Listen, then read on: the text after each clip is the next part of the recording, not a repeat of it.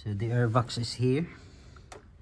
Right below down there is the CVT transmission filling plug.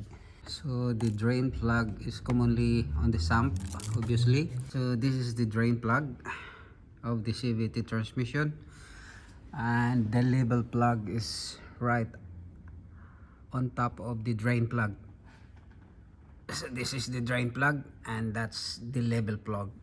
When you fill up your CVT transmission partially with 4 liters and then do this procedure before you check the CVT fluid level, you need to do the sequence of by shifting the transmission lever into reverse,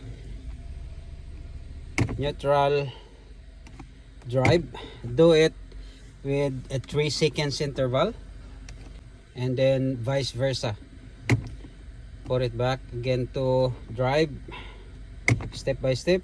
We will gonna wait the fan to turn on twice, and then to turn off the engine, then open the label plug. So the fan is already turned on twice and turned off twice.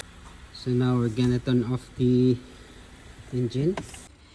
Now we're gonna check the fluid level. That's the right level there.